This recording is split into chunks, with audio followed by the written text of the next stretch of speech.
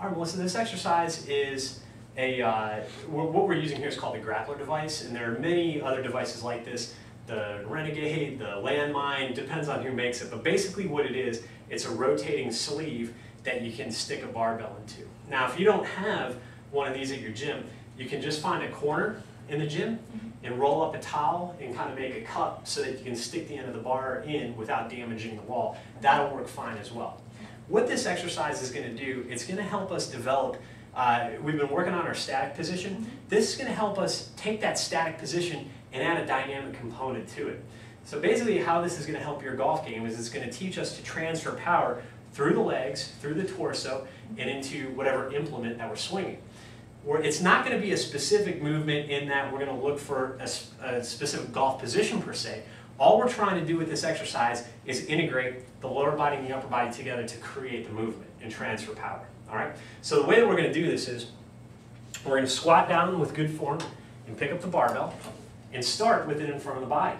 We're going to grab the bar just below the collar, all right, with one hand and then stack the other hand right below it. And then we're not going to have the arms locked out. What we want to do is bend the elbows slightly and make kind of like this power triangle where if you had a tight jar, you know, you have to kind of pull it in and pop it open. That's about where you want to hold the bar. We don't want to get too far away from the body.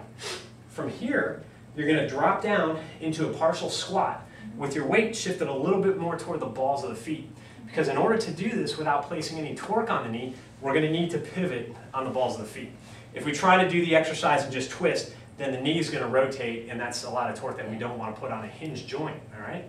So we're going to start, get into our sport position here. The knees are bent, weight's shifted toward the ball of the foot, the back is aligned properly, the chin is packed a little bit, and then our arms are bent into our power triangle. What we're going to do is rotate to the side, allowing the bar to come down right near the pocket or the hip. All right? From here, we're going to drive through the legs, sending the power into the torso, into the arms, into the bar as we rotate to the other side and catch the bar. All right, so that was slow motion. Yeah. So what we want to do now is add a little bit of power to it where we're driving with the legs to send the bar over to the other side. At first, you may need to go a little bit slower as you learn the movement, but ultimately, we want to see some speed and some power in the movement. All right? But as we're starting out, we're going to need to go a little bit slower to develop our coordination. All right? So let's go ahead and give it a shot. So step over to this side, squat down and pick up the bar. Good. Now step underneath it and hold it in front of the body.